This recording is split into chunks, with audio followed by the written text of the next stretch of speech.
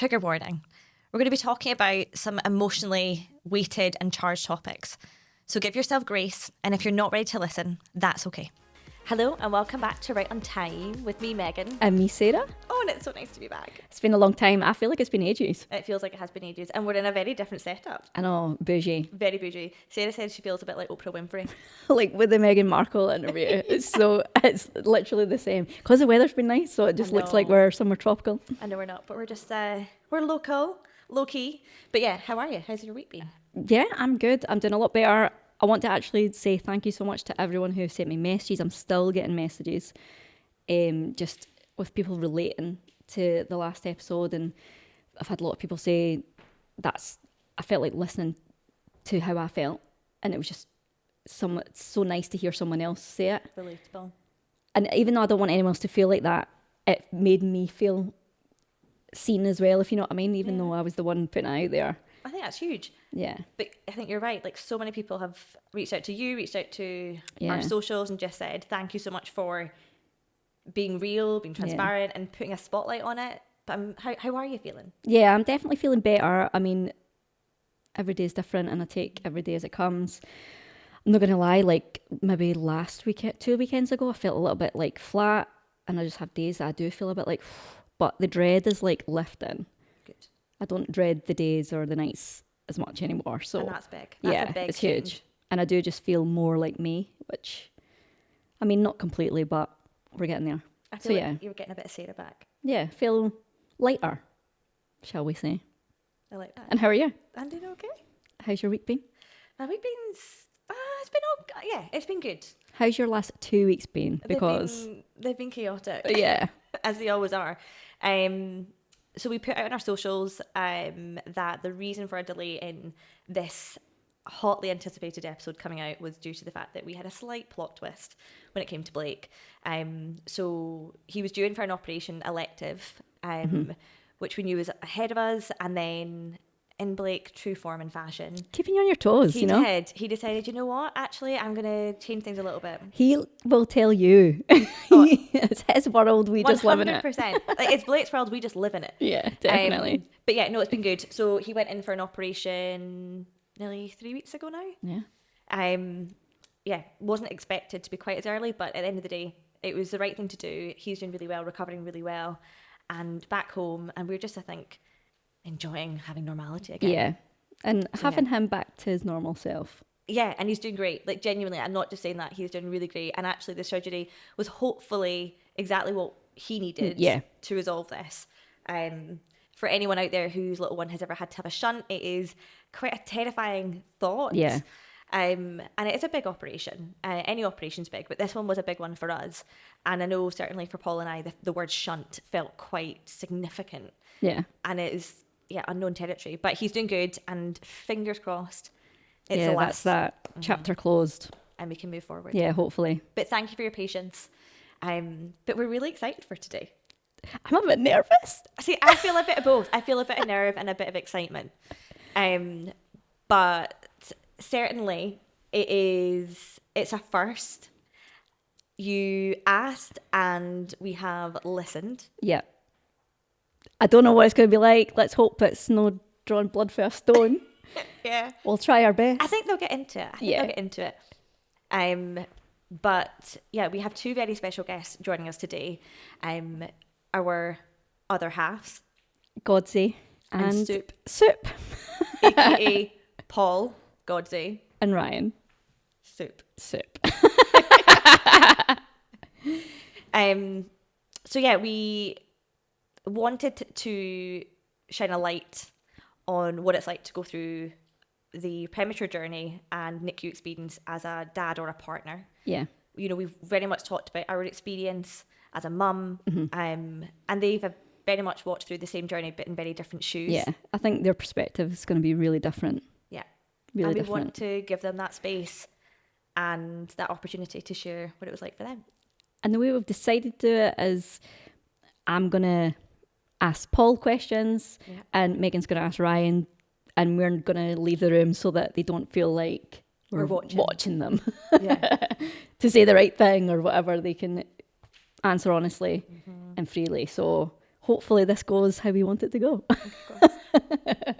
So yeah, bear with them because they're rookies at this. Yeah. And And you know what guys are like? They're fine. Everything's everything's fine. fine. Or don't you worry about it. Yeah. So let's hope that's not the only answers they give No, today. but we're really excited to have them join us today, and we really hope you enjoy listening to this episode. And yeah, Here we go. let's see how it goes. Hi, Godsey. Hello. How are you? I'm all right. Thank you. You feeling nervous? A wee bit. That you're in the hot seat now. Yeah. No, I'll be all right though. Thank you for agreeing to doing it. No, it's good. I think it'll be good to share with other parents and dads. I do think like dads kind of get a little bit forgotten about. Did you feel like that? I'm not sure I did. I think I can see why people think that, but I think we were quite lucky that when we were in the NICU. But even like after now, like, because me and Megan do this and we were talking about motherhood, and I just think maybe Not that, dads. maybe a wee bit, because you just go back to work. Yeah. So you're just kind of like, right, well, you get your paternity leave and then it's like, right, back to work. Yeah. And then, yeah, maybe you do get forgotten about a wee bit. So we're shedding a light on you and shine it right in your face today. Definitely, yeah. Yeah. Getting interrogated. Yeah. Don't be nervous. It's just me. It's fine. It's just me with really good questions that Megan's wrote. Yeah. So we'll just dive in. And how did you feel when Megan said she was pregnant? I was absolutely buzzing with it. Like, yeah, I was a bit hungover. Yeah, but I was absolutely delighted, and it was just like the best news. And How it was, did she tell It you? was unexpected news. Like we didn't. Oh, didn't plan No, it? like well, we had, but then we were just unexpected because we were both so convinced that she wasn't pregnant. Right. So yeah, we were on holiday with our friends in Dubai, and then I was a wee bit hungover from the night before, and Megan just went to the bathroom, and I thought nothing of it. I was just lying there in the darkness, and she came in and was like, "Can I turn the light on? I need you to help me read something." And I was like, "No." And then she was like, "No, I need you to help me." And she was like, "No, I need you to help me." And I was like, "Oh, what is it?" And then she turned the light on and came over and had like the pregnancy test, and I was just like, "Oh my god!" And then we were both just like, we were both shocked, but we were both absolutely delighted. And then we were just like, "Oh wait, now we need to think about whether we tell our friends or not when we're on holiday." Because then you would have to stop drinking. And Well, yeah, exactly. So then Megan was like, "Well, I can't drink," but they're going to, "But why are you not drinking?" Suddenly stop. Like, Yeah, but we'd both had a conversation with them separately the day before in the pool, like not knowing that the other one had done it. that you were planning on. They knew we were wanting kids and stuff, and then, but we were both like, "Oh no, like definitely not at the moment. It definitely hasn't happened." Yeah. And then to find that news out, it was just like, "Oh my god, amazing!" But then shock. That's such a nice way to find out, like being on holiday, and then you can just celebrate the rest of the time. Yeah, it was great. Yeah, I know. I could celebrate and have some drinks, well. but Megan couldn't. So Yeah, she was with she could have child. some mocktails. I know, and I bet you they were still the same price. Probably. Over there. Yeah, probably horrendous. Yeah, just forget about that. Well, that's good. At least you were happy about the surprise. No, it was amazing. Yeah. And then, obviously, Megan's journey in pregnancy changed. Yes. So, up until that 20-week point, everything was normal. And you were happy and delighted, and you found out it was a wee boy, and Yep. you were buzzing. Yeah. We just everyone was so plain sailing, and then we went to the 20-week scan totally like nonchalantly. Yeah, just thinking it was fine. The gender reveal scan and everything, and we just thought, well, everything's fine, as Yeah. you probably do because you don't think of anything different. And then we kind of went to that scan, and then it was like, oh, something's not right here. And then very quickly, how did you feel in that moment when they go quiet and they're like, I'm going to have to get someone else in? And I think initially didn't think anything because I didn't know what we were dealing with. Yeah. And I thought, this must just be like they're just normal, checking something. just double checking. They just yeah. want to check something, and then it was like, oh no, there's something more here. And then you start questioning, and you're like, why? What's happening? Like, what are they looking for? And they don't tell you too much because they don't know at that point. Yeah, they don't want to But then I think I was confirm their suspicions. Yeah, exactly. And I just didn't want to accept it. Like, I was like, right. no, like, this can't be kind of thing. And then, like, they're doing the scan and they're looking for the stomach bubble and they're like, oh, but this happens. And I'm like, all right, okay, so if we go away for half an hour and come back, like, we have lunch and we'll go back. And you'll scan and it'll they'll be find there. it. Aye. And that's where my opinion was, that it'll come, but Yeah. it didn't. And then I think once you have to realise that you're still not willing to accept it and you're still hoping. And I think for a long time I was still like, nah, this is gonna. And how long would you say, for that to completely sink in? Oh, weeks. I think weeks. Yeah. Because at that point they'd said, sometimes, and they said that to us, rightfully or wrongfully, I don't know, but they'd said that they've had scans before where they don't see the stomach bubble, and then like 4 weeks later the stomach bubble's there. Yeah, it's there. And you're like, well, maybe it's just Yeah. that he's having an off day. And you're like, well, maybe it won't, and maybe it'll come good.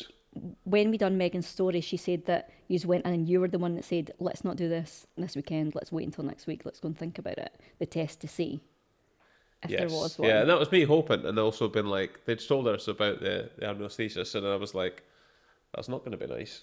Yeah. Like, so were you trying to protect Megan I in that was like, sense I don't a want little you bit? to didn't want Megan to have to go through something that she shouldn't have to go through. Yeah. And then I was also like, but you might not have to go through it.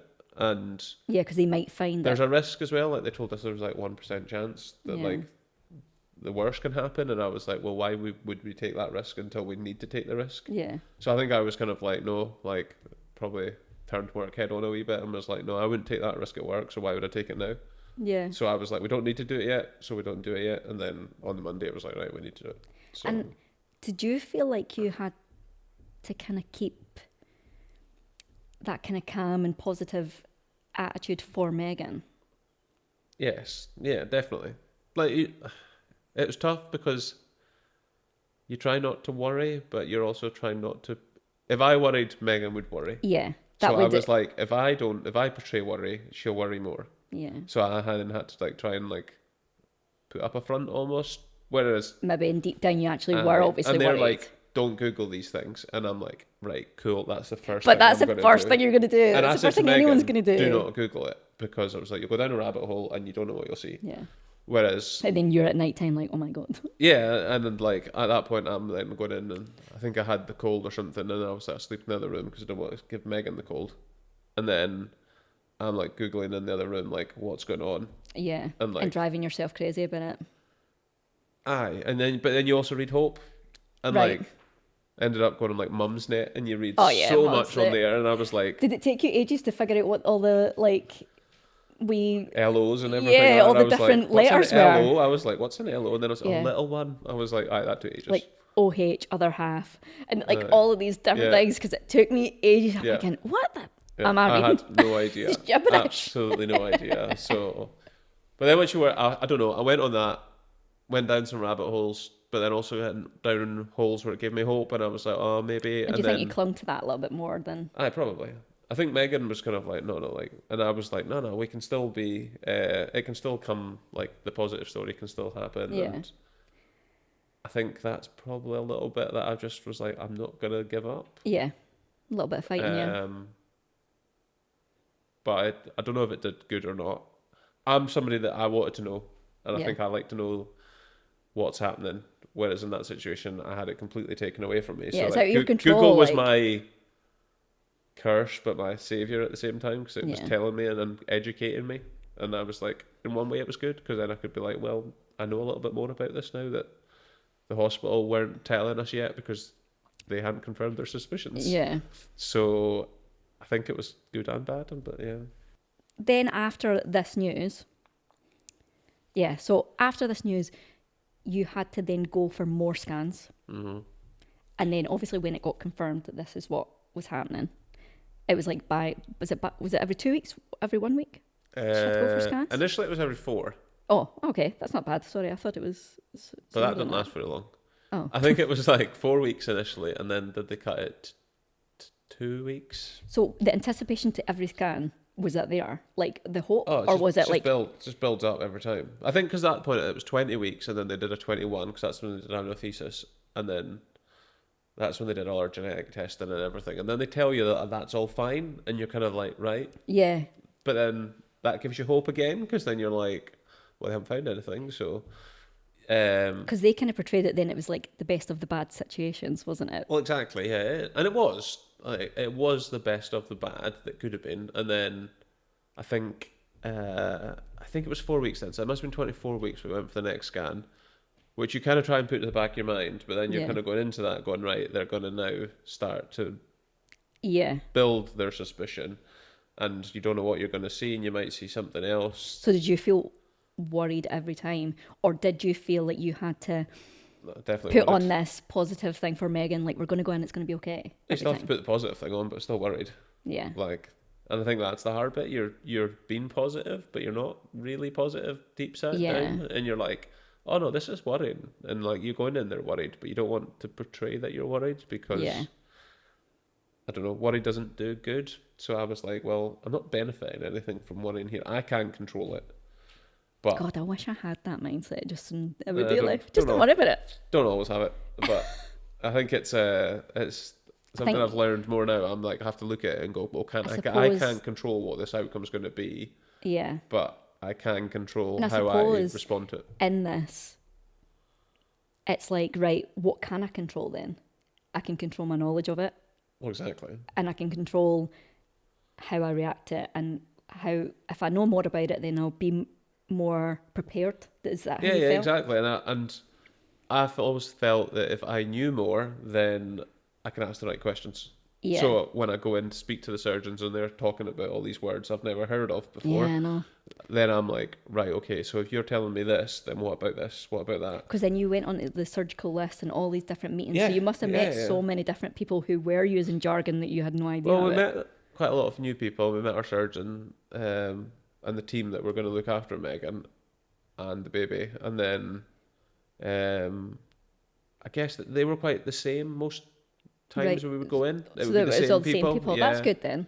The obstetrician, they changed pretty much every scan, but that was fine because there were only like 4 of them, so you meet them as well as a team.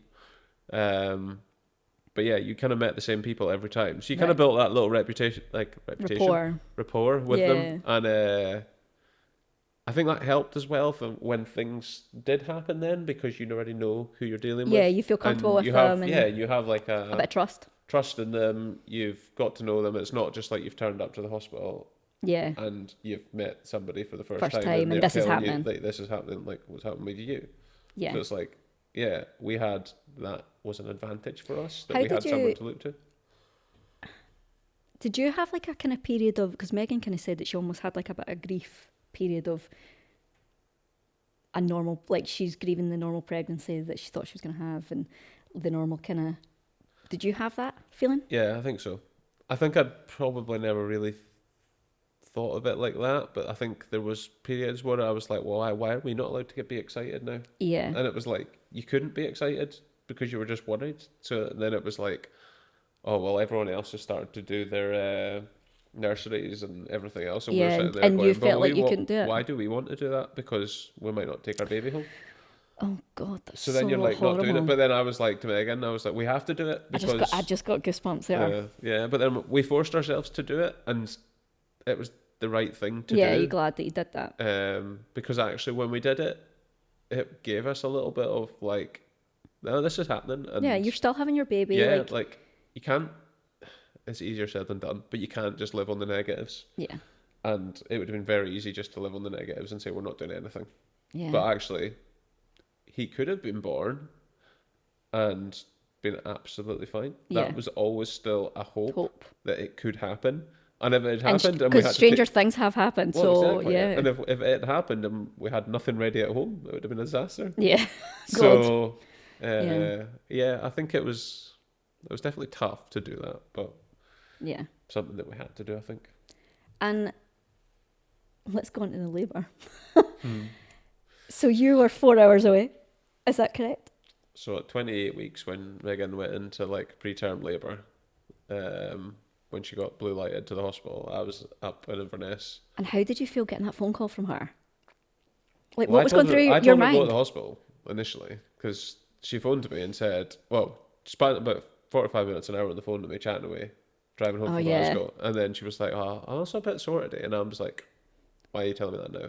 And then she was like, I'm just going out for dinner with my gran and my mum, but I'll just go out for dinner. And I was like, no, you need to go and get checked. Get your mum to take you. If you go and get checked now, you'll be home for dinner. And you'll Yeah, go out it'll for be your nothing, dinner, it'll and be you'll fine. know, and you'll feel better about it. And I was like, hopefully it's just a nothing. And kind of at that point, I probably thought it is a nothing. Yeah. I probably thought you're just uncomfortable. Yeah, you're just growing, just getting a Yeah. bit- And then as soon as she phoned me back to tell me, I knew straight away because of her voice, and I was like, right, okay. And I'd said to my friend that I was with, I'd kind of told him And like, where were you? Were you actually? Did you have to stop the bike to answer the phone? no, I was having dinner. All It right, was the okay. night So you before. were right. Okay, No, so I you was weren't out, on a bike. I was out for dinner with a few I people. have visions of you on this bike. Your phone's No, like no, on no. your watch, buzzing. You're like, oh right, I better That stop would the have bike. been very hard. Yeah. Jumping no. off. It was the night before, so I was literally just at dinner, and yeah, there was 4 of us there, and I was just sitting there having dinner, and the other 2 people I didn't know too well at the time. Right.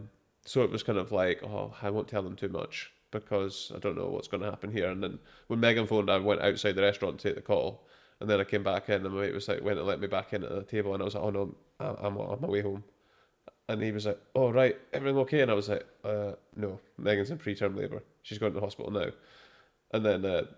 the 2 people we were with, they were kind of like, wait, what? And I was like, oh yeah, my wife's about to give birth, and that's I've very got to premature. go, yeah. I was like, I need to go, and they were like, go. Oh, And then they were God. like, don't worry about this, we'll sort this and everything. So Did you love the fact that Megan had already like organised even your transport? She's like, your dad's coming to get you. I've organised it all, even though she's in labour. yeah, that sums Megan up. Though she was always thinking about, like, she was thinking about me in that situation when she really didn't need to be. But yeah, like my mum and dad were like, oh, they came in to Inverness, like 15 miles from where they live, and they said, right, we're driving you down. And I was like, absolutely not, I'm driving. I was like, But that's but that was me, because I was like, if I'm sitting in a passenger seat on the way down You're here, just I'm just gonna be gonna- worrying. I was like, I need to drive. Yeah. So I drove my mum down, and then my dad followed in his car on his And- own, and they'd have been worried. How was that drive? Looking back to on be it, honest, I don't remember much of it. blur. Yeah, I think my mum did a really good job of keeping me like pretty composed in it, and like I didn't know for ages, but she was like absolutely bursting for the toilet, Oh, and then God. like didn't say, because What she was a like, I don't want to shame. stop, and then like, I got to a certain point, and I was like, right, I need to stop quickly, and Yeah. then she was like, oh, And that's she's great. gone, thank God. Yeah. But she kind of just tried to distract me, I think, Right. rather than like, and it was really good because that's what I needed. I didn't need to sit in a car and talk about it the whole way down the road. Yeah. Um, I can only imagine what that was like for you. But I was more worried that I was like, I'm gonna miss it, and I'm Yeah. not gonna be there for her. And at that point, 28 weeks, you're kind of going, Yeah. how's this going to end? I think, see, for when I went into labour, obviously completely different, but I just didn't even still think about how early he was. Like, I just knew he was early, and I didn't kind of think, you're saying, 28 weeks. Oh, I didn't think about that at all. I was just like, I think we maybe, I think I thought about it more as well, because we've been going in for so many scans, and then the hospital are Yeah. like kind of saying, right, you need to try and get to 34 weeks to Megan. so you had like So that we had kind like of goal. a 34-week goal, Yeah. and then I'm like, we're 6 weeks short here. Like, what does this mean? Yeah. So there's probably part of me being like, oh no, like this is 6 weeks early. I don't know what I'm going down to find out here. But you knew that he was going to have to be in the NICU and get a surgery. That was Exactly. already at that point. So you knew that. we'd already been to the NICU for the walk round and met some of the staff, and like we knew that was going to happen. So I knew where we were going to Yeah. end up. So you, But you we had could to get kind there of prepare. first, Yeah. and that was the thing that I was thinking on the way down. How do we get there? We have to get there. Like, he's got to Come. survive the birth, and God, that's the bit yeah. at that point. I'm going 28 weeks is early. And then, I mean, that 4-hour journey was obviously agonising, but then you had another 3 weeks almost Yeah, I think until he yeah. actually came. Yeah. And I think that first time, you know, I arrived in the hospital and we're in like the delivery suite at that point, Yeah. and it was like straight in, bang, here we go. And then they'd obviously managed to slow things down, and then at that point they're giving Megan all these different injections and Yeah. And how was that to see? awful. Was it horrible? Oh, that was terrible. Like, I can't remember the name of the thing they gave her, which they give to babies or to mothers before they're 30 weeks. But like, she was getting that, and she was like, "This feels like horrendous," and they had to give it to her. The warm magnesia? Is it the Yes, magnesium? yeah, and that was horrendous. Every time they came and said, "Oh, we've got to give it to her again," I was like, and I can't do anything. I'm Yeah. sitting there helpless. Like, what can I do? Like, I'm just sort of sitting here Yeah. waiting to see if anything happens, and you're kind of sitting there praying nothing happens, and then Thing is, it's like you want something to happen so you know what's going to happen almost, but at the same time we don't want anything to happen yet, and it Well, must have just been like, well, like, it's hard because like naturally for like the mum in that situation, they're like, how much more of this can I go through? yeah, But as the dad there, I'm sitting there going, well, I don't want you to give birth right now.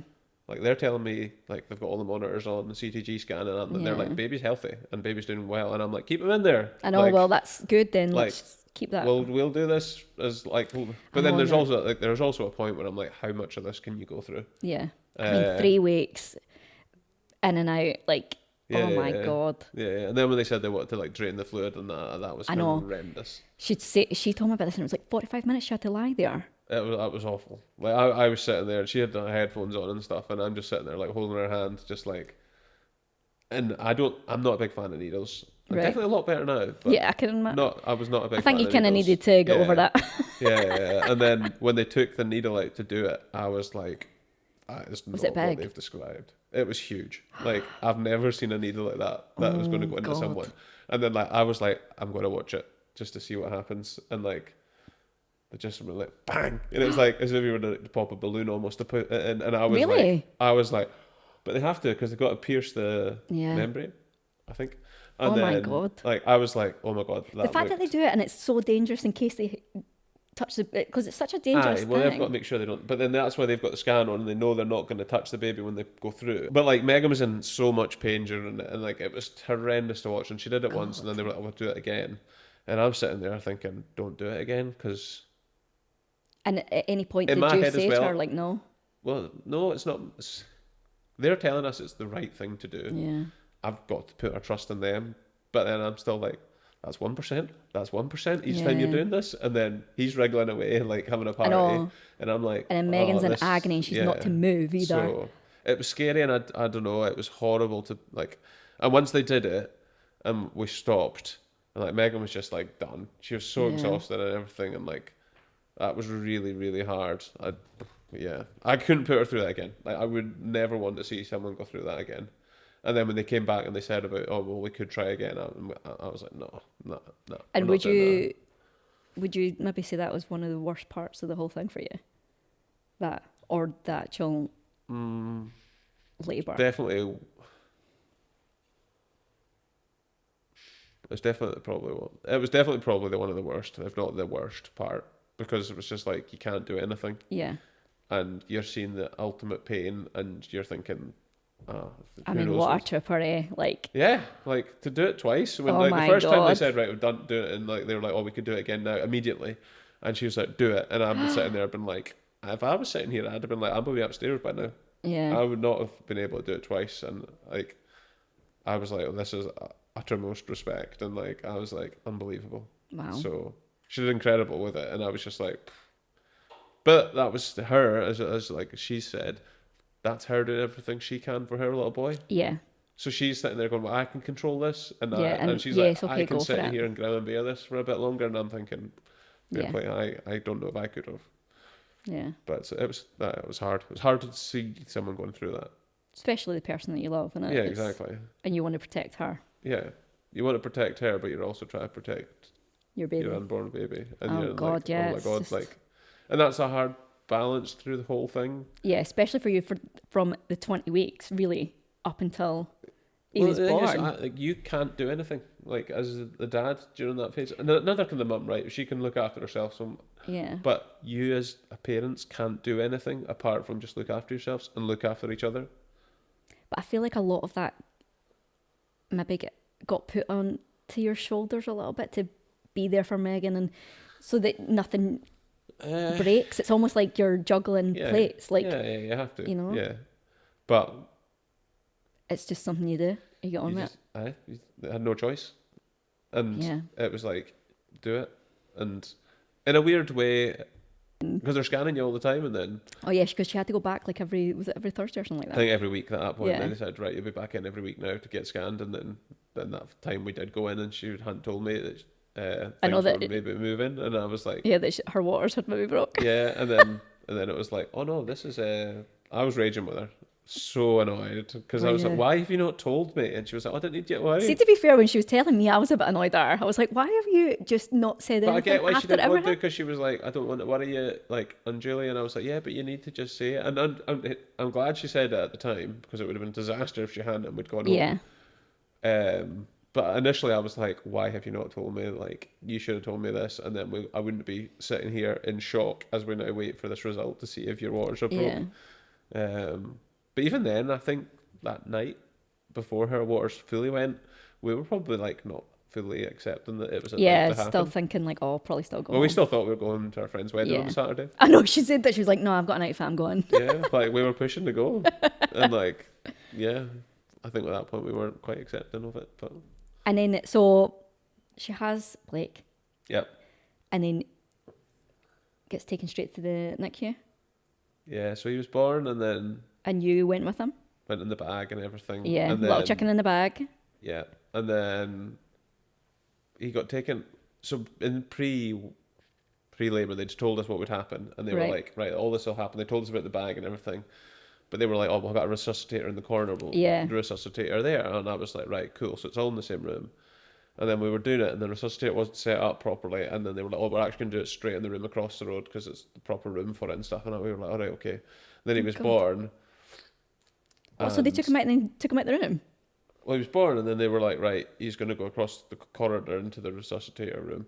And then I'm like, "All right, okay." And then it happened, and then I was like, "Right, what do I do? Like, do I stay Yeah. with you, Megan, or not?" 'Cause she's still waiting for like placenta and stuff. And then she's like, "No, you go with him." And I went in that room, and I froze. I Did think you? I think it was safe to say I froze. That was hard. That was actually really hard because I'm sitting there and they're putting tubes in him and This tiny doing all little these baby, things, yeah. and I'm like, what is going on here? Oh God, my eyes Like, are watering thinking about you. I didn't like it. It was horrendous. And then like, one of the nurses, one of the team, she was like, "Are you alright?" And I was like, "I think so." Like, Yeah. I think that's what I said. I think so. I'm not sure. And I'm like, what's happening? Yeah. Because I have no idea. And they just, everything's moving so but quickly. they are too busy, like Yeah. looking after him to tell me. And I'm sitting there, and one's like, "Just sit down." And that's I'm the like, thing, you're just watching. I'm sitting there just watching all this Do you, happen. did you almost feel like you shouldn't have been there? Like, Mm, or what? Like, did you feel like, oh, I shouldn't be watching this?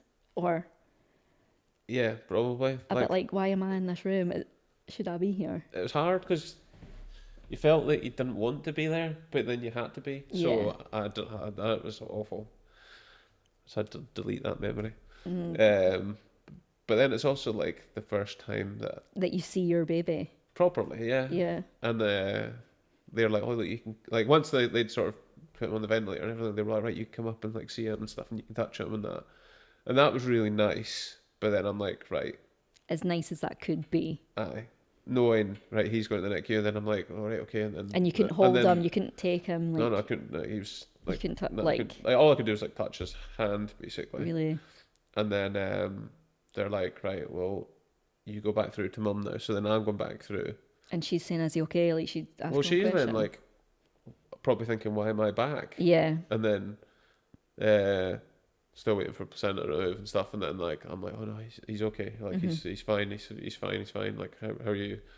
And then at that point, they wheeled him through Right. on the resuscitator table before they took him to the NICU. Oh, so she could see him. So that she could see him. But like, I can remember this. I'm standing like here, Megan's in the bed here, and then he's over there, Yeah. and the nurses are all around him like holding tubes and that still at him. And that was horrendous to see, to be honest, because you're like, wow, this is like Yeah, like, Megan's first time really seeing him, yeah. which is tough. All Not what wired anyone up. wants to see. Yeah, all wired up, and you're just like, oh, this is awful. And then you just got to wait, and then that's when we had to wait until like 10 to 2 or something in the morning to see him. So I had to wait like 4 or 5 God. hours to go and see him, and then at that point you're kind of like, how's he doing? And then I remember like after we came out of like the surgery, just asking them, been like, can you just like phone and check in on him? Yeah. Like, And how tell, was tell that us like? anything? How was that like? Then you knew you had to go for these operations, and you were in the NICU life after that. Did you feel supported there? Did you feel? I don't want to say comfortable, but and how? When did you get to first hold him? Then after that, The first time we held him was like day 3, Day maybe. 3. I don't think I got to hold him till day 4. So I think the first time we got to hold him, they were like, right, you can hold him, and then I was like, well, Megan, it's yours, Yeah. like you're taking him. So she got to hold him, and then I think then they were like, right, he needs to go back in, and I was like, that's fine, I'll hold him tomorrow. And how was that, holding him for the first time? Amazing. Like, did you get that like rush of oxytocin and feel like super sleepy? Did you get that? not like sure. if you're high. Don't know about that. I don't know. It was weird. People like say you don't get that, or some people say you get instant connections, and people say you don't. I feel I did, but like it was there before I'd even held him.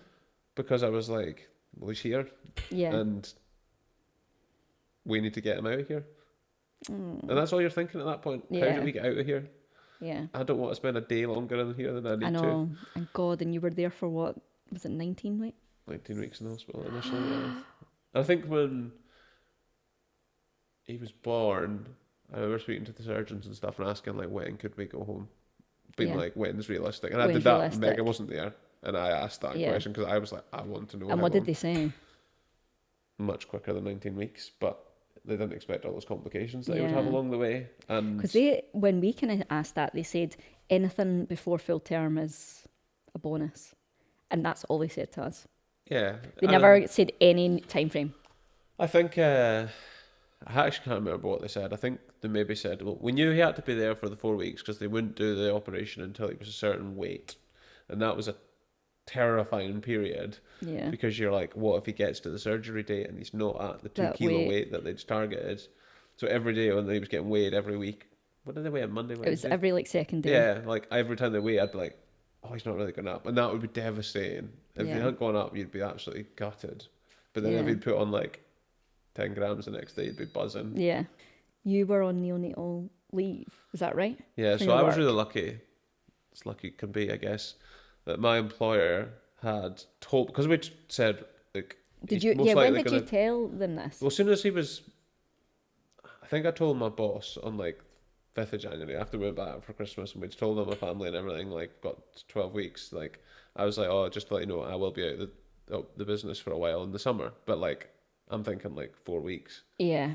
And then they were like, oh, amazing, like, best news. And then anyway, I hadn't been there that long.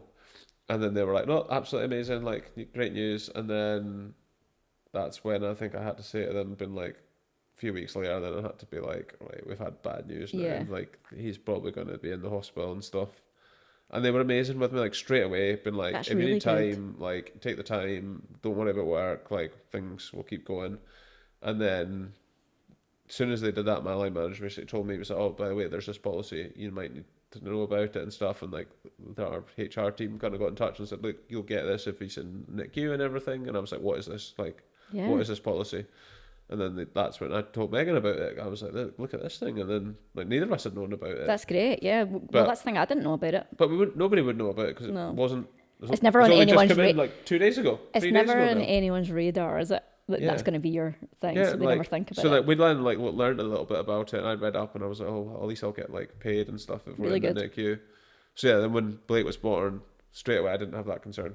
Yeah. Because I was like, well, that's at least one thing out of your mind, because I knew I wasn't going back to work. Yeah. And I knew that it didn't affect us. And whereas like Ryan was obviously different. Yeah, Ryan had to go back. Most dads in the neonatal unit at that point had to be at work. Yeah. And I was like, I don't know how they do it, because I was terrified. I was going to say, like, do you think, because Ryan has said to me that he thought it was maybe a welcome distraction that kind of just got him through it almost, because he was going to work. He knew he was going to work every day. I don't know if it would have been a good distraction for me at the time. And then every journey's different. Yeah. So, I mean, you would have probably had to leave work with multiple the times. operations and the scares and all the changes that were happening. I couldn't have been at work. Yeah, like, you I just wouldn't have worked. I wouldn't have managed. My head would have been all over the place. So I couldn't have been anywhere else at that point. Yeah. And I wouldn't have been anywhere else. Even if that policy hadn't existed, I would have been like, I'm not going to be anywhere else right now. I have to be here. Like, this is where I'm needed. Yeah. Because I have a lot of like respect, and I had it during the time then. I see all the mums sitting there on their own for hours on hours on every day, and I'm like, I don't know how you're doing it, because it's tough. It's tough to just sit there and get nothing back. especially when your baby is not able to give you anything back at that age and they're on ventilators and you're sitting there thinking, I'm here. And you're listening to the monitors and you're... Yeah, you've got all these beeps going in your ear and you're watching all these alarms and you're also seeing everything that's going on around you, and it's just not a nice place to be. But actually, having me and Megan there, you're dealing with it as a team. Yeah. And that makes it easier. Yeah. And I just don't know how people did it on their own. Like, I still don't know how people can do that on their own. How did you think, like, for me, like, in the Royal at least, I felt like the staff were just brilliant in there. The Amazing. nurses were just amazing. Yeah. Anytime I went in, they would come straight up to me and talk to me and stuff like that. I feel like you guys had a really good rapport with all those nurses in there. Again, I think we built it up because we had their time and I feel like we were there for so long. Megan's kind of explained, like, she's kind of expressed that she felt like they cared about Blake as if they were family, almost. They become your family. Yeah, they definitely, like, they're not there. They don't just care about your baby as well. They care about you, and they're checking in on you. And I always felt that was the case in there. So you did feel quite supported in that sense, there. Massively. Like, the support in there that you get is incredible. And as I said before, we had a really good relationship with the surgeon and stuff. Yeah. And they would come around and do the ward round and stuff. So you're getting to meet familiar faces. Yeah. Now, granted, the news they give you some days isn't what you want to hear, and there'll be people you'll get on better with and not as well with, etc. But, like, they're a huge support network for you, and that's one of my big things is, like, they're supporting your baby and they're looking after your baby, but they're also looking after you. You maybe just don't really appreciate it until you think about it and you go, oh no, they're checking in on us. Even when you leave, sometimes it doesn't hit you until you've left and you think, God, they were such help. Yeah, massively. And they are checking in on you, and like, it's huge. And now that you guys are home, like, what was that feeling going home? Obviously you had a little bit of you went home and then you went back. So how was that first time that you thought you were going home? Oh, incredible. Yeah. It was incredible, but slightly tainted because they'd just told us that he'd had a fistula. Yeah. So there's a little bit like, I'm going home with a worry, and like... It wasn't as if you were going home to breathe. I was going home thinking, I'll never be back in here. Yeah. It was like, I will have to be back in here at some point, but we're getting him home. Yeah. And you're naturally worried because you're like, well, what else could go wrong? And is he well enough to go home? But they're telling you he's well enough to go home, so you've got to believe that he's well enough to go home. So you're absolutely buzzing just to get home. Hospital. Yeah, at that point you're like, I don't care, just get me home. And let us go and try and live a normal life as much as we can at the point. And our new normal. Yeah, a new normal. And it was amazing. Yeah. Like, driving home that first time, you're just like... Was it silence in the car? Don't think so. No. Me and Ryan just sat in silence. We're like, oh my God. I don't think so. I think it was almost like we were holding our breath until we got in the door, because it was like we were scared we were going to have to go back for some reason. Like, thing is, did it feel almost a little bit like, God, is this the last time we're going to do this, or will we be I think back? we'll... Like, did you have that the second time? I think we always knew we were going to have to go back in because he was going to need dilations and stuff. So there was always like that element of, you're out, but for how long? Right. And then... anticipation of it. Just the fear as well. You're like, how's it going to be when he gets home? What if he hates it? I know. And then you think, God, we're actually solely in charge here. We don't have a ward round in the morning. We don't have a nurse coming in to check. You don't have all those people looking after him. We don't know if he's got an alarm buzzing to tell us that his stats are dropped. How did you feel about the no monitors? Amazing. I was like, I am not, like, I know people like the socks and stuff, but I was like, I did a quick Google. We got a sock. I had a quick Google on them, and people were like, oh, they alarm all the time and stuff, and they said false. And I was like, but I said to the hospital before, because they offered us to take an alarm with us. Oh, did they? Yeah. And I said to them, if you tell me he's well enough to go home without an alarm, then I'm not taking one, because I shouldn't need it. If he still needs an alarm, he's not well enough to go home. Yeah, no, you're right. For us, it was like, we phoned at 11 o'clock to be like, how's he doing, just before we went to bed. Yep, his monitors are off. And we were like that. What? Yeah, the doctor came around and said, yeah, you can turn his monitors off. And I was like, oh my God, like, we're not even there. Like, and it was just, and then the next thing in day, it was like, have your sleepover tonight because he might get home tomorrow. It was all very quick. And I do that's when I remember it was being like, quick, yeah. that's why I was like, right, I think we need a sock because I'm a bit nervous. Yeah, no, I wasn't would- prepared. Yeah, I think we'd had the alarm off quite a bit in the hospital before we went home, so I guess it was kind of like we had like prepped 2 for it. days. Like, Yeah, if you were that. quick getting out. Ours was like weeks before we Yeah. actually got out. See, when it was- that's a little bit more like, right, I can get used to not, yeah, and you can look for the signs without because we that. got moved to like the ward in sick kids and stuff for a period, and then like we would Yeah. take it in turns, like staying in the room with them and stuff. We were trying to getting used to being solely responsible. solely responsible, and like we'd taken on a lot of responsibilities by Yeah. that point with them. That it was like, right, cool, Yeah. maybe we can do this at home now. Yeah. So maybe we got a bit of a different journey. But at that point, I was just like, I just Me want and to Ryan get home. kind of joked and said, like, it's like we've just passed an exam. Like, now we're allowed to be parents. Like, that we can go home. Did you feel like that? We're trained now. Oh yeah, and then they made us do like a car seat test and stuff with Blake before he could go home. And Oh, we didn't actually get that. We just showed them the car seat in a minute, and they were like, okay, he bye. had to sit in it for an hour with us. Yeah, and make sure his stats didn't drop during the hour. Oh, and yeah, I we were suppose. like, what? Oh my god. But apparently it's something that they used to do more in the olden days, and I think they've kind of kept it going. And Maybe just with all its aye, history. it was a bit weird, but he was just sitting in this car seat for an hour, and I was like, all right. So Wow. I don't know. I think we were just like, by that point, I was so ready to go. Yeah, to go home. 19 weeks, I was like, get us out of here. What a journey. Like, these are troopers, honestly. What a journey. Keeps going as well. And if you could go back to yourself, at the start, Yeah. could you give yourself any advice? What advice would you give yourself at 28 weeks, start of this labour, in the journey ahead? Try not to worry, which is impossible. So vague and it's so open, but But like it's like try not to worry. You're in good hands, and don't let the worries like divide you. Because me and Megan would both say at times like the worry like you'll nip at the other one, and you'll be Yeah. like, and it's just because you're worried, you're tired, you will nip at each other, and it's like don't. It doesn't do anyone any favors. right. Even probably at times in the hospital, you'd probably get a bit annoyed at times with like people because you're like, well, why is things not going to plan? You get when- frustrated and yeah, you're frustrated because you're like, oh well, he's just had surgery and now he's getting a hematoma and like, what's going wrong? Like, why is this happening? yeah. Um, And what about aye. any other dads out there right now? Would you give them any advice? Talk. Yeah, it's all right. Tell people that you're not doing great during it. Yeah. It's like you're allowed to feel like worry. And God, you're making me tear up. Oh my goodness. you're I've allowed- made it all the way through this without crying. I've done it. I've succeeded. God.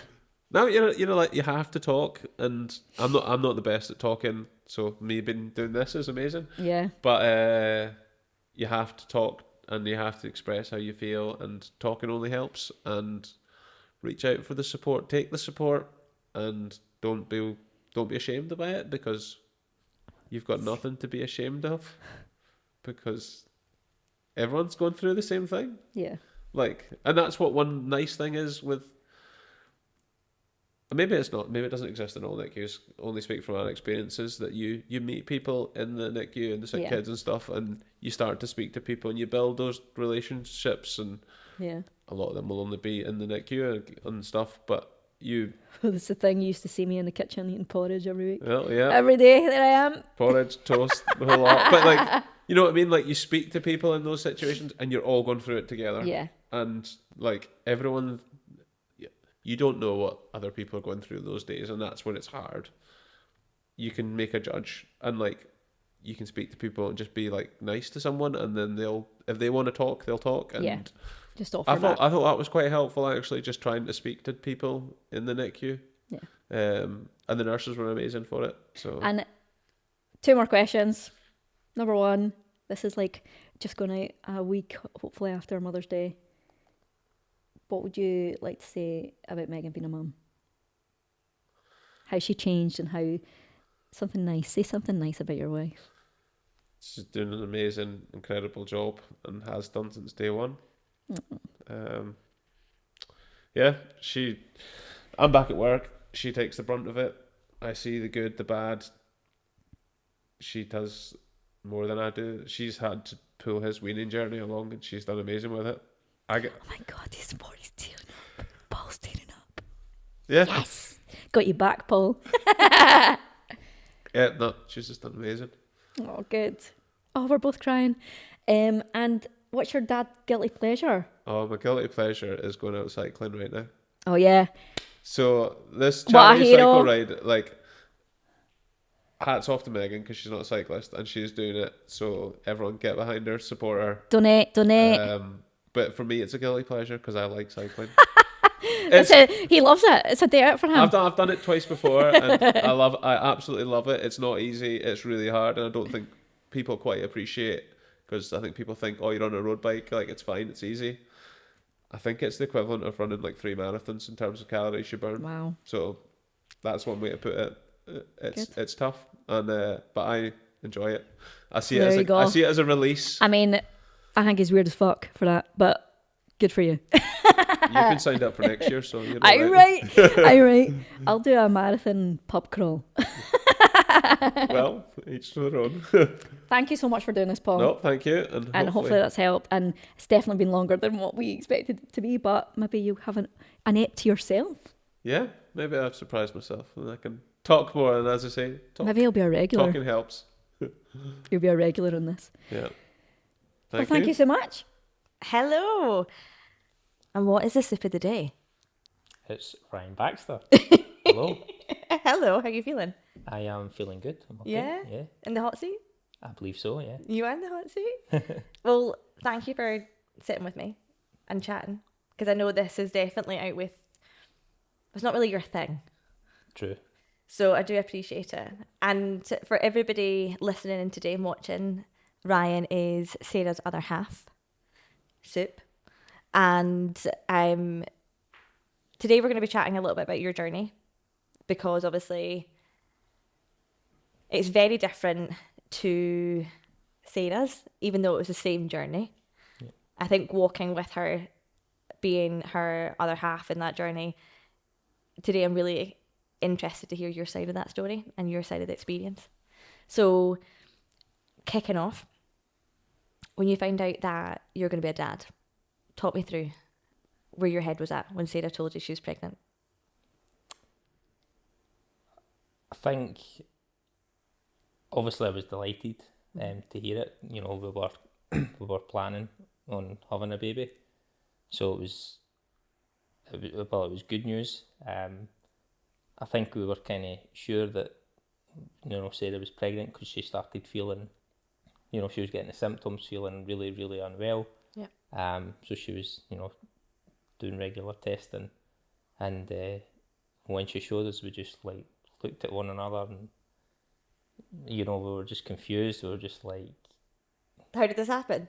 Yeah, pretty much. Although we obviously know how it happened, but it was like, yeah, it was just buzzing, just joy. And I guess in terms of, you said you were planning, so you knew hopefully this moment was going to come. But I guess, does anything really prepare you for that moment when someone says, oh wait, you're going to be a dad?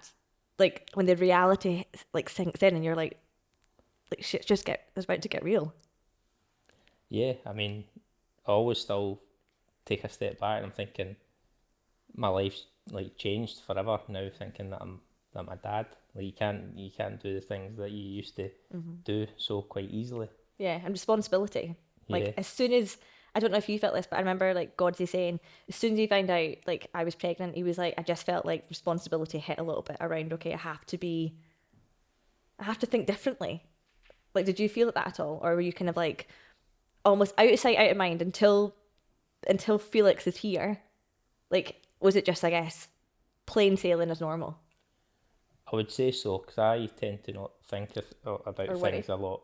So for me, it was just daily business. You know, go to work, come home, go to the gym, come home, play the computer, watch the telly, just getting through the days I would normally do. Living the casual, stress-free life. Pretty much, yeah. And then feeling a bit sorry for Sarah, because she's the one that's obviously carrying the baby. So And was she's Sarah going- quite unwell? Like, I She think she talked about in the was- first trimester. She was. the first trimester, she was really, really unwell. Mm-hmm.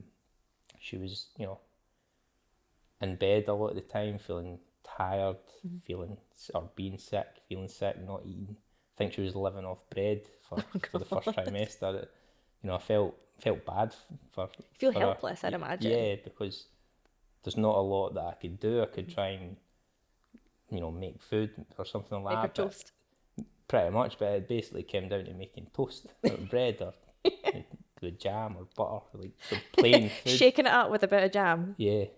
And I guess, so aside for that first trimester, would it be fair to assume that Sarah had a fairly smooth pregnancy? I guess.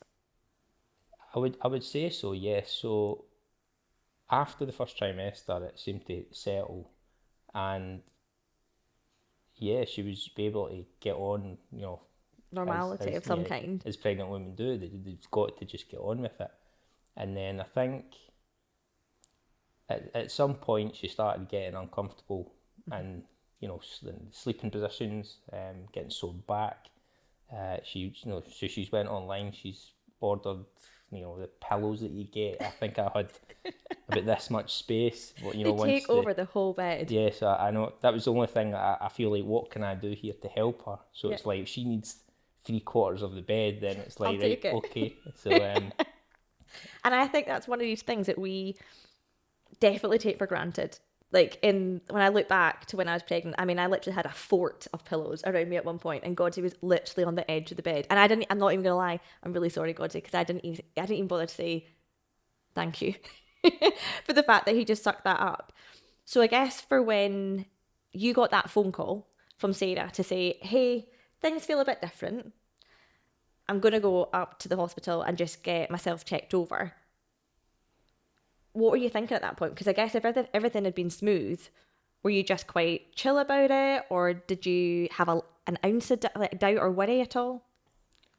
so no, I didn't. I didn't worry. So there was two times when Sarah was like, I'm wanting to go and feel a wee bit different. I'm going to go and get checked, and everything was fine. So if we're talking about the first time, I don't tend to worry about these things. I thought, it's fine, everything's going to be fine.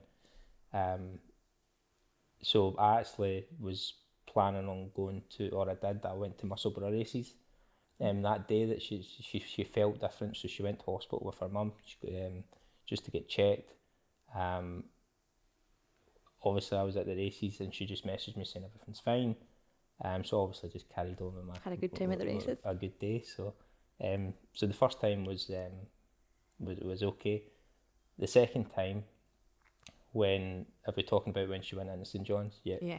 So that I was actually in a technical meeting at my work, whilst I got that phone call. That I wasn't expecting that phone call at that time, but she messaged me earlier on that day saying that she was going to go into the hospital to get checked because she felt different.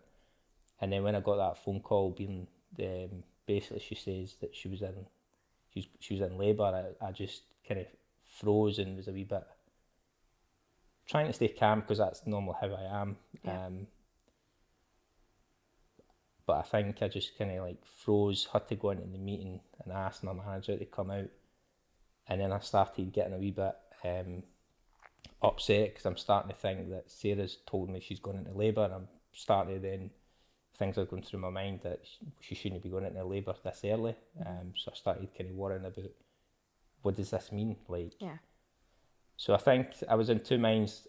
Don't worry about it, because that's the type of person I am. But then when I'm driving to the hospital in St John's, I don't know if I've told Sarah, but I do. I can remember tearing up, and I'm not really a teary person either. Mm-hmm. I normally hold kind of my emotions in, and I was just obviously desperate just to get to that hospital, just to see, As quick as you can. just to see her, because I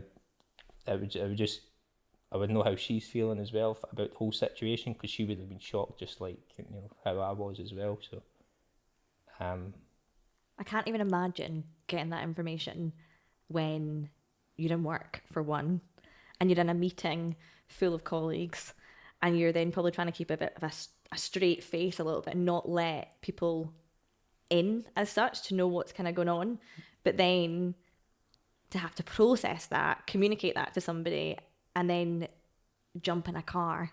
Like, I can't even imagine how you went from A to B in that scenario. And I can totally appreciate what you mean by having that moment to yourself in the car, because actually that's probably the moment where, like, did you feel at any point that you were like, I need to see her because I need to understand how serious this is? So obviously, yeah, I wanted to understand the situation because, you know, I'm in one mind, I'll take a moment, I'll think about, you know, what could go wrong here, and then on the other side, it's just I'm trying to always like stay positive about the whole situation and like hold it together almost, Yeah. because I think there's a lot of, I don't know if you feel like this, but I know Godsey also talks about, like, he feels like he's got to be the rock or the strong one or whatever, and in actual fact you guys are going through the same thing, albeit differently, but you're going through exactly the same thing, and sometimes you just need to have that moment to yourselves. So you're in the car, you have that moment, and I guess before you get out the car and you see Sarah, like, at any point, like, do you sit and give yourself a bit of it, like, just that breathing space before you go into hospital, or is it just like, right, I need to get to it as soon as possible? So yeah, I wanted to obviously get there as soon as possible, but when I was driving there, I'm thinking, because I feel like I've heard that they can slow labour down, like they can stop it. That's what. But yeah, they That's did that with mine, to be fair. right. So that's what I felt was Could going be to, done. that would have happened. So when I went in there, you know, I think Sarah was a wee bit like myself in denial, thinking this isn't happening. Yeah. You know, this is We can going to change be. this. They're going to stop this, and we're going to be, you know, packing our bags and, you know, Getting home. back up the road. Yeah. Obviously that didn't happen, but you know, we were in denial for a good part when 'Cause we were in the hospital.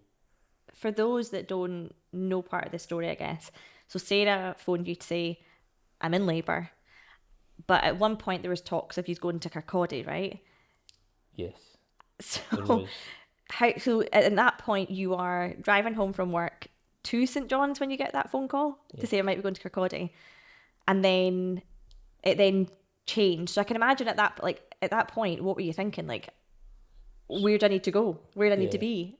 So I think Sarah had delayed giving me the phone call to come from Edinburgh hospital to St John's, because they were still trying to work out because Livingston don't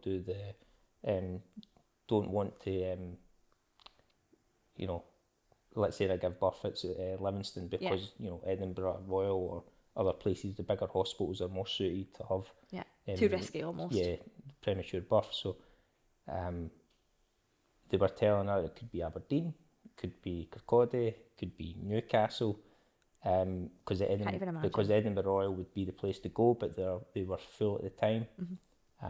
So she had to make a decision by letting me know to come to St John's. So when I arrived at St John's, which had been about an hour later, they were still trying to decide where She was going. where the best hospital was available to go. So That's crazy. yeah, So talk me through that moment.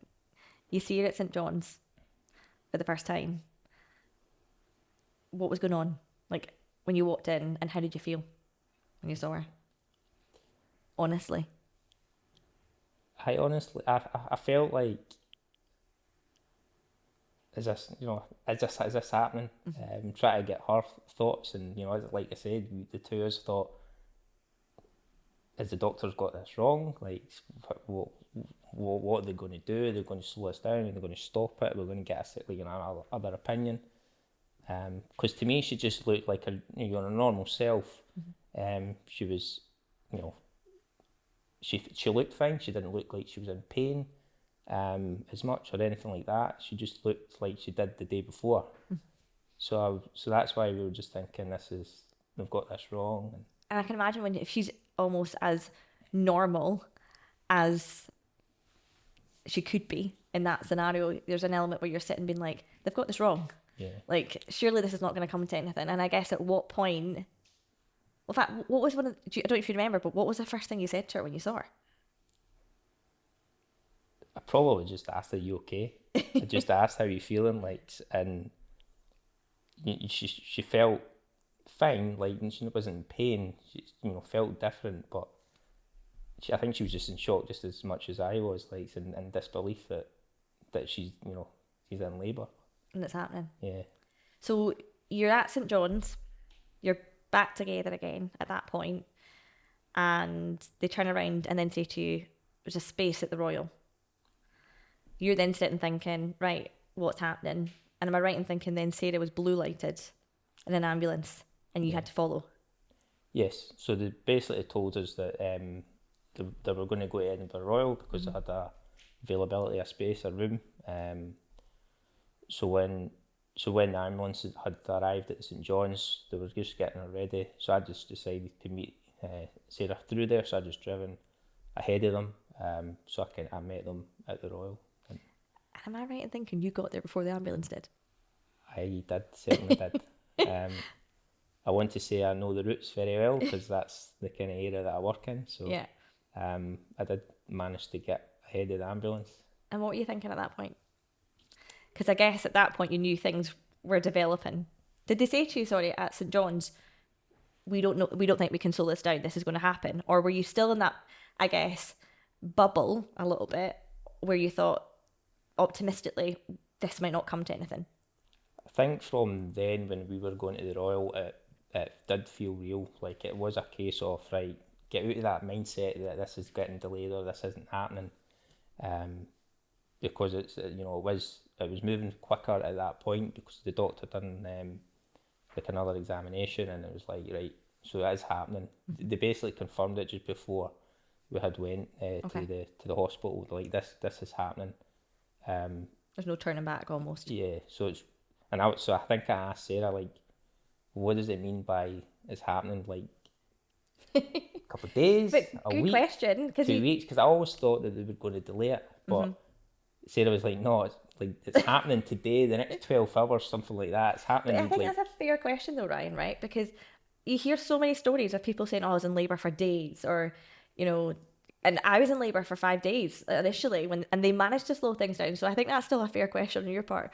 I can just imagine her being like, no, Ryan, it's happening. And it's happening imminent.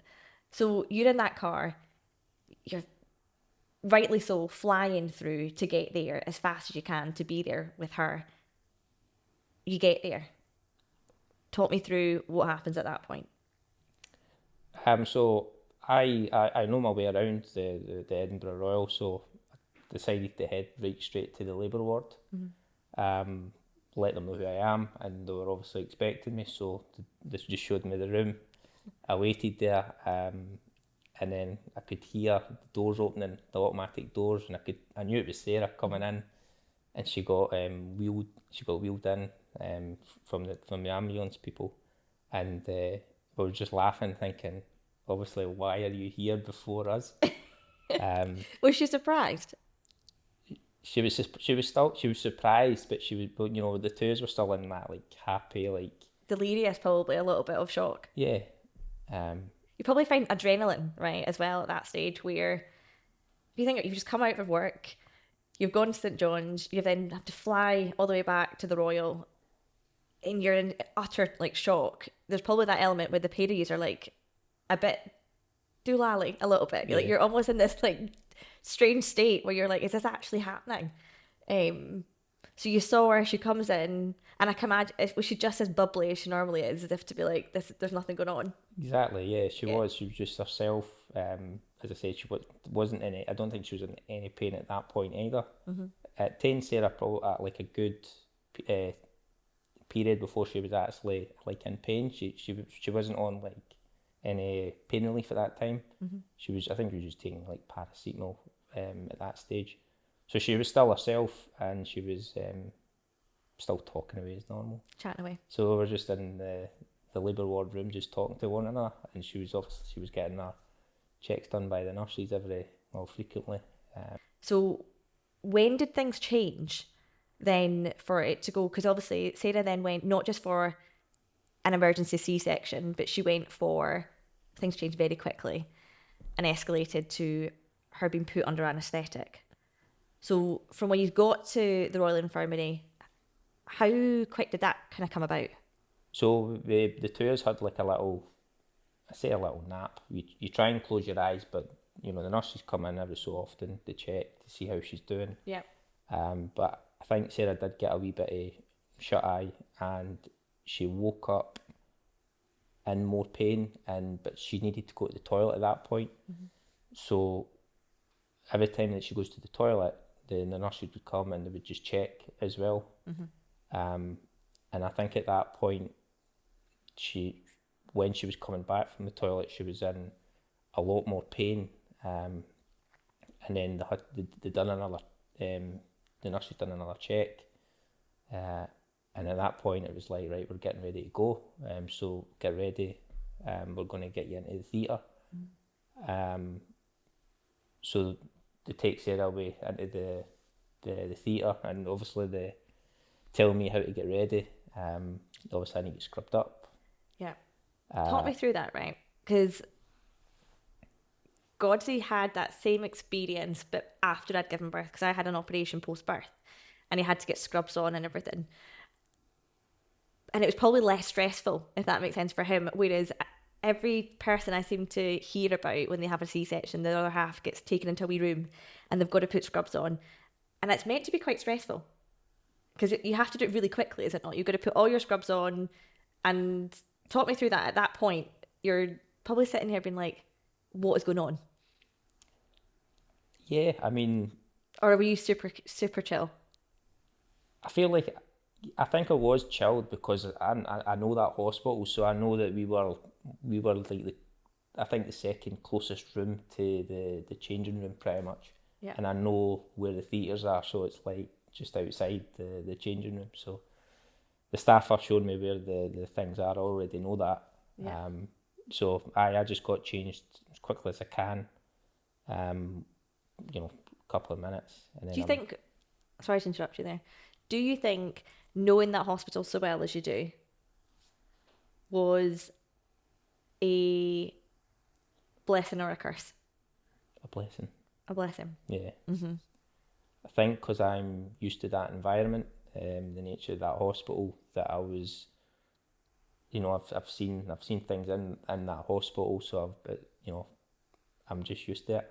I'm used to that environment. So. I do often wonder, like, is that maybe possibly something that helped keep you calm in that situation, because you weren't almost out with your comfort environment. You're almost, I don't want to say home from home, but if you know that environment really well, does that then almost become, like, for you, okay, like, you're not having to go and navigate, like, as you say, you knew exactly where the labour ward was, right? Whereas most guys, like, when Godsey arrived, he said he had to ask for directions from a fireman who was outside because he didn't have a clue. And I suppose maybe does that then make it more stressful? But for you knew exactly where everything was, and was that easier? Yeah, I think it would be more stressful if you didn't know where you're going, and Yeah. I think that's why I was a bit more relaxed, because I know the hospital, so I know where I was going. Yeah. The staff are telling me, but I know exactly where I'm going without their help. So. You're like, thanks. Yeah. So you got your scrubs on, you go in, and talk me through that from a partner perspective, because you've got Sarah in a bed, and I'd imagine at that point you're thinking it's still a normal C-section. Like, you didn't anticipate that she was going to get put under. So talk me through, you go in, what that felt like, and I guess, did you feel at any point that you had a role to play to keep Sarah calm? Yeah, so when I think Sarah got a fright when I went into the theatre, because I think it'd take me a few minutes to get ready, so Sarah got wheeled in, they're in their greens, green scrubs, greens and blues, I think it's greens. And there's a lot of them in the theatres, Don't know how many needs to be in there, how many are in there, but there was a lot of people in there. And then when I came in, I looked just like them because I'm in scrubs. So it's hard to distinguish who's who, obviously, until she sees my face. So when I went in, I just held her hand and, try to calm her. Everything's going to be fine. Just listen to the nurses, the staff, because they know what they're doing. They're going to give you the best advice. And everything was good at that point. We were still aiming to go for a normal birth. And I think Sarah tried to go normal, if we want to say it like that. And then it was decided that she had to get a C-section, emergency C-section. So I think at that point things kind of changed. The mood, well, I wouldn't say mood, but once we heard that, it was like, right, the staff says to me, we're going to ask you to leave because that's when you can't be in the same room when she's getting put under. So I think that's when it kind of changed, got a bit more worrying because I obviously don't see what's happening. I don't know what's happening. How did you feel leaving her? It was just the kind of look on her face. So she got asked to drink a liquid. I don't know what. I think it's to stop me from being sick. I think it is. And I had to just say goodbye and just tell her, you're going to do fine. I'll be waiting. I can't even begin to imagine how that must have felt. Like leaving her, feeling like what? I guess talk me through where your head was at that point. I was just trying to stay relaxed and calm, because I was always trying to be positive. She's in the best place. The nurses know what they're doing. So I just accepted.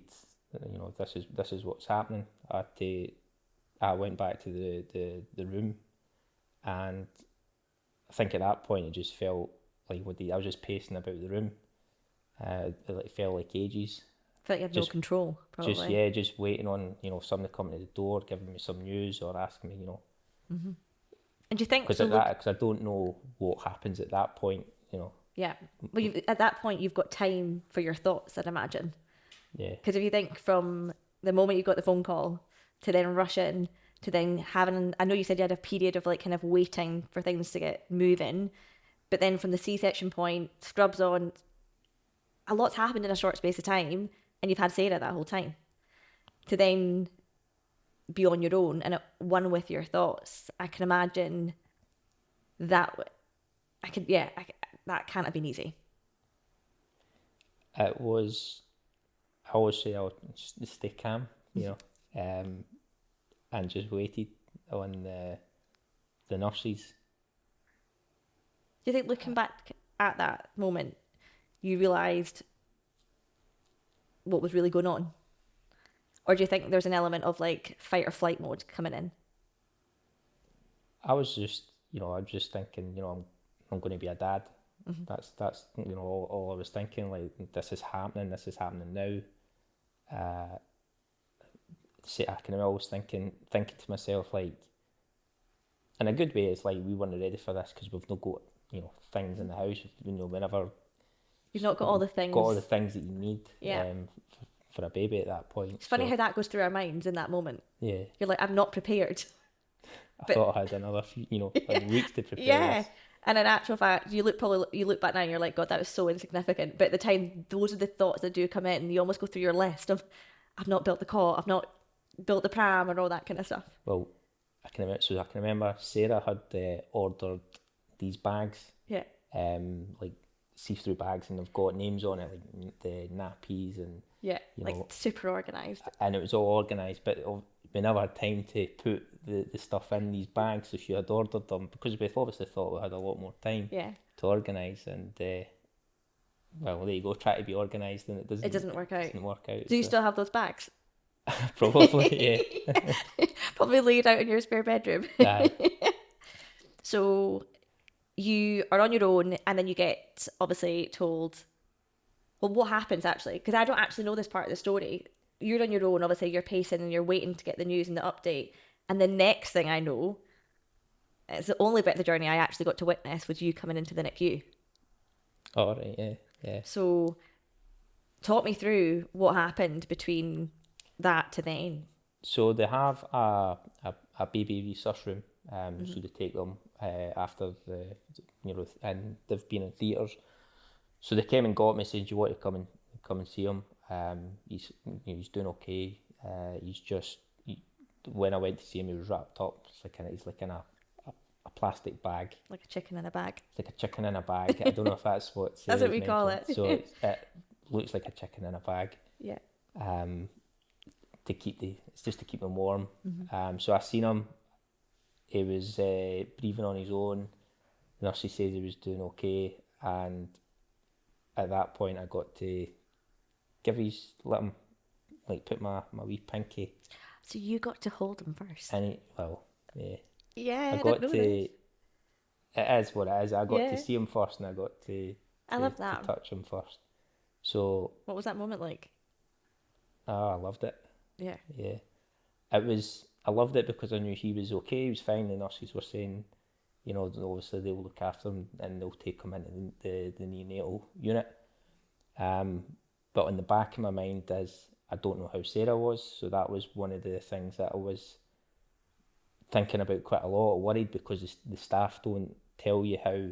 Oh, they don't. No, well, they don't know at that point because I'm guessing they're still. They're with baby, so yeah. Yeah, well, she's still in operation. She'll be getting Stitched up at that point. So obviously I don't know how she's doing at that point. So for me it was, on one hand, it's like I'm glad he's doing fine, but can you now tell me how Sarah is? Yeah. So that must have been a bit. I guess it's one of those scenarios where,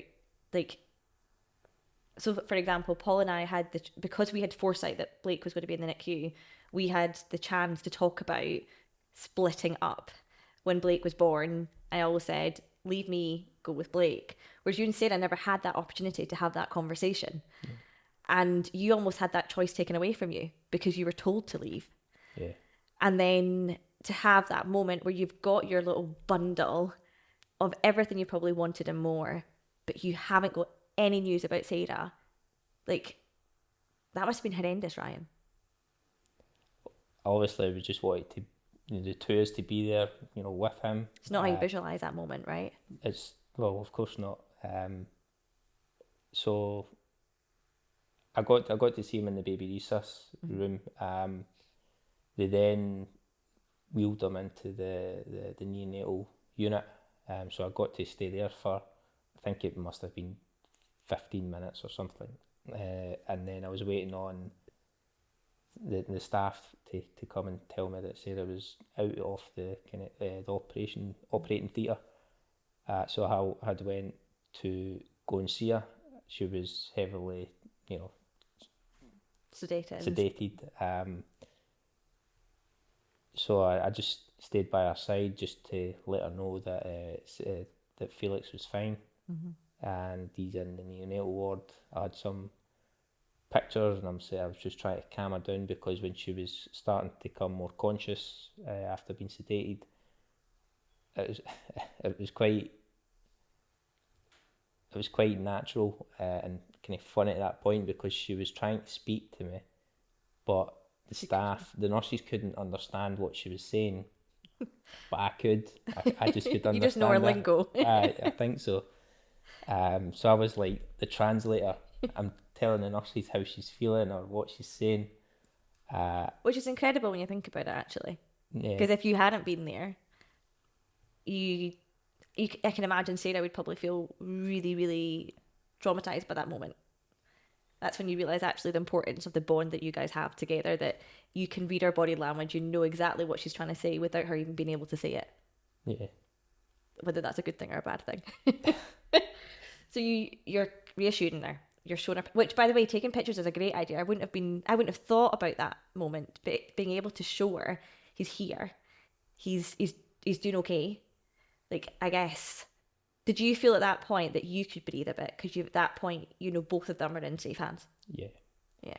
yeah, I knew that Felix was getting taken care of. He was in the best place, and because I was with Sarah and she was coming more conscious, I just know that she's well at that point, and she's starting to come around. So it was a good moment. I think we just waited for maybe 20 minutes, half an hour, and she started to get better. So we decided to get her wheeled on the bed through to the neonatal so that she could meet him. And I think she got to just feel him, hold him at that point. Although she was really heavily sedated, Yeah. I actually have pictures on that, and I think those pictures are like my favourite. Are they? I feel like there's you know how you have that reality and then the Insta Yeah. thing, where I feel like these pictures that I've got are just Raw. reality. That is how That I moment. think that's how pregnancy is, and that that. Yeah. So what I have, I've got her emotions. She's crying, and I love Those I pictures. love those pictures. She doesn't like them because she says she's a bit of a mess in them because she's obviously. And as women, as we are, right, we're always like critical of ourselves and our appearance. But I think you're right, they're raw. They're the reality of that really like beautiful moment where Sarah has just been through a really big traumatic ordeal and she's meeting Felix. And you, more importantly, you're together for the first time as a family. Yeah. Which is huge. Did you feel like I had to be the strong one? Did you almost feel like that was Yeah. like an expectation of you, or an expectation of yourself? I feel like I have to, because the women will love this, but they do a lot of the work. They carry the baby, they go through a lot of that pain You're right, and Sarah will suffering. definitely love that. So I feel like anything that I can do to help Yeah. Sarah was, I would do it. Anything she asked, Showing up. I'd be a wee skivvy for her. So yeah. So he is doing really well. So he's in the NICU, and I guess the thing about Felix was he was just born premature, and he just really needed to grow and get bigger. So you decided, you and Sarah, that rather than using your pat leave for that duration of when he was in the NICU, because he was in the NICU 6 or 8 weeks, keep me right. I can never remember. No. A long period. We'll just sum it up as that. But you made that like call to protect that pat leave with your work and actually save that time for getting home. So talk me through how that felt for you, because you had something very different to what Godsey had in terms of that experience, where you had to go back to work as Sarah and Felix were in the NICU. And you would juggle. A massive kudos to you, because I would just, both Paul and I would look at you and be like, God, he's a great dad. Because you'd come in the mornings, sometimes even a lunch hour, and after work.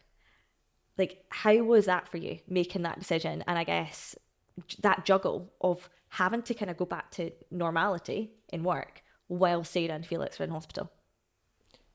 So I think that it probably helped that I went back to work. Mm-hmm. So I was able to,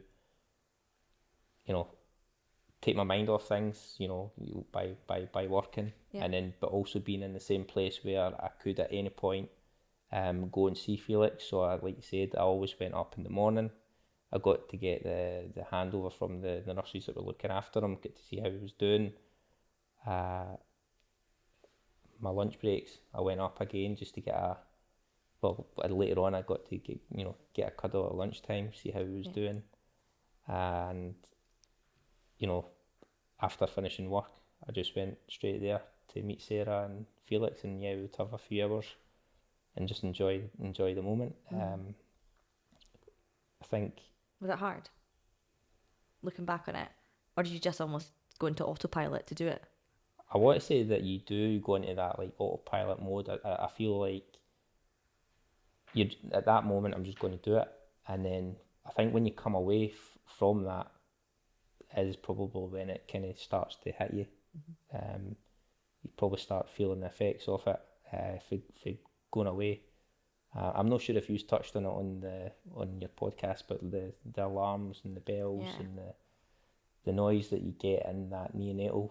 I think the staff have mentioned it quite a lot as well. You know, when you leave and go home, that's Haunts you. that's all we can hear. So that was one of the things that was like an eye opener, like to where the environment that he was in. You would go home and you'd be sleeping and you're in a silent room and all you could hear was these alarm bells going off, and it was just a reminder that, you know, he's in that neonatal unit. And I guess for you, that was going to be my next question. So you've kind of given me a nice segue into what was the hardest part for you in the NICU journey.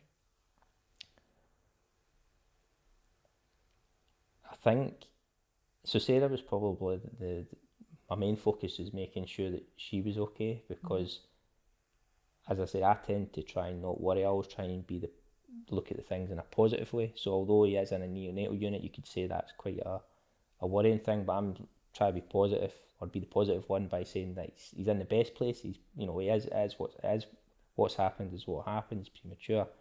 He's in the best place. So I'm just trying to be strong for Sarah, because I think she takes a different approach. She might start worrying about, you know, the whole birth, and so I think I was just trying to be strong for Sarah. So that was your hardest part, is trying to almost tell Sarah that we're in a good place rather than it being you know, a bad place. almost holding the fort. Yeah. And I guess a lot of people talk about the reality of when you are the partner, you sometimes feel like you're holding all the balls in balance and trying not to drop them. I guess for you, would that be a fair summary, to feel like you were trying to hold all these balls and, you know, in the air and not drop them, because you knew if you dropped them, then everything would fall? Yeah, I think as a dad and as an adult, yeah, I've got to kind of step up and just be there for Sarah. And even if I, you know, annoyed her in any way, I'm pretty sure that you couldn't do right or wrong. Yeah. You know, it was No just, matter what. whatever you done, it was No. going to be. But you know, she's, you know, hormones and her body changes that she's gone Expressing through. Yeah, every all 3 that. hours or whatever. Yeah. You know, and in my mind, I feel like I've got it easy. So anything I could do to help was. It's interesting you saying your hardest part of that journey was what almost came with the journey, which was that role. And I think that's huge. And I think there's so many other dads and partners out there that will feel that and maybe not talk about that either. The pressure that comes with, and I feel like the weight. So that moment when you finally find out, right, you're getting him home. Talk me through that moment. So you get a like a test run almost. Yeah. You get, so he was totally removed from all his equipment, the incubator. He was taken into you get a room and you get to basically sleep overnight in the room in St John's with your baby kind of You're left to your devices, like you're by your side. So you're always thinking, like, is it too soon? Because it was like we had these attachments on, these monitors and things like that, to now not having any of that. Yeah. So you're always worried, like, is he going to be okay? is this too quick? Like, is he going to be okay? And it's interesting that you worried about that, because Sarah also worried about that. And actually, like, what it demonstrates is that, like, doesn't matter whether you're a worrier or not, like, that basic instinct as a parent, you can't get rid of it. Like, it's always going to kick in. you might just worry about it in different ways, or you might just actually articulate it in different ways. But I think every parent who's put in that transitional room, that they call it, surely feels that same way as you guys did in that moment where you're like, is this the right time? Like, is he ready?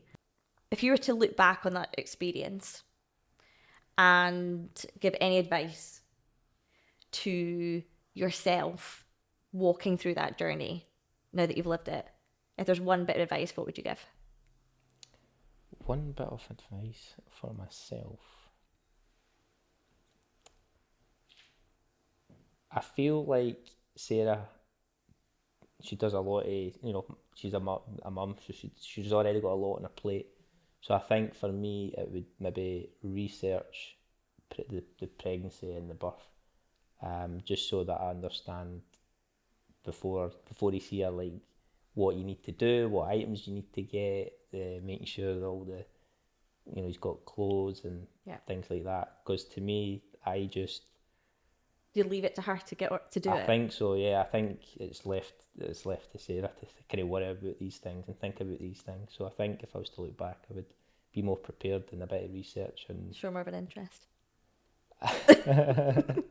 But I think that's a really good point, right? Because for any male out there, or in fact, not even male, any dad or partner, when you have a premature baby, the thing that people say is grab a hospital bag. And when the baby's premature, 9 times out of 10, you've not had a chance to really get your hospital bag together.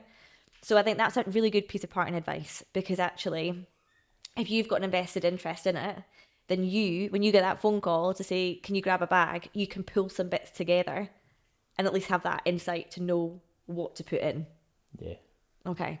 And if you were to give any advice to a fellow dad or partner who's in the NICU right now, what would you say?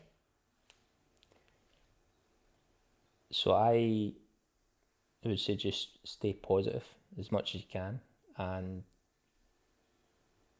be proud of the moment that you're in, and just, be the rock for your family, and your missus that's going through it. Just hold her hand and say everything's going to be fine, and I don't know what more to. I love that. And then one last parting question. This episode obviously is airing post Mother's Day, but in the spirit of recognising Sarah, if there's one bit of, one message or anything you'd want to say about Sarah, what would it be after everything you've been through? I think Sarah has been a brilliant mum. She's done excellent through the whole journey. She's taken it all in, and I'm very, very proud of her. So I think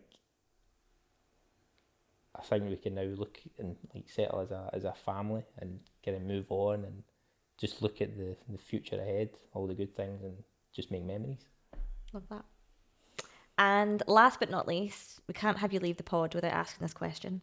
What is your guilty pleasure? I would say a guilty pleasure that I have now would just be eating, I would say desserts, because I used to not eat rubbish food. I used to always go to the gym, and really I was clean. always eating healthy, try to put on muscle. Mm-hmm. Whereas now having Felix, it's quite difficult to kind of stay healthy and go to the gym. So I feel like, why not just help yourself to some nice chocolate cake? Love that. Devour all the sweetness. Well, thank you so much. It has been such a joy chatting to you, and I know this is definitely out with your comfort zone. And Ryan's a guy who's never worried, and he's super calm and collected, but you've been really honest and authentic, so thank you. Thank you. It's been my pleasure. He says that grit in his teeth. Love you, bye. Bye. Well, nice to have you back in the I seat. know. Good to see Missed your you. face. You're better looking than Paul. No offence. Thanks. No offence. I know. You've got more hair than Ryan. Definitely. What a shame. Sorry, Ryan. Well, that was a lot of fun. We got more out of them than we thought. And just get We them genuinely thought we both weren't going to done. get very I know. much from the boys. We thought it was going to be like pulling, They were really good. pulling teeth. But no, they were good. Really, very different. I'm interested to hear what Ryan says, so And likewise with Godsey. I know. But yeah, what has your guilty pleasure been? I got myself a little treat. You got yourself a treat before? Well, you were gifted a treat. I'm excited to hear about this. I got the Shark Cry Glow LED mask. Your face is glowing. Except from that one big hormonal spot. Maybe it's bringing it out though. That's a good thing. Yeah. But every night I put it on for 8 minutes and it's just a little bit of me time to relax. So I'll let you know the results. I think you use it. What do you do when you've got it on? Just lie down. Just lie down. It's great. What a great guilty pleasure, just Yeah. lying down. For Love 8 that. minutes every night. It's And you're doing it class. religiously? Yep. Okay. I do it before I go to bed. Worth Well, the hype? Yeah, like I've been using it for a while and I will say like I do feel like my face is clearer and even though I have a little hormonal spot there, normally I'm quite bad. So It's working. one's pretty good. Loving it. Yeah, very relaxing. So that's mine. What's Love yours? that.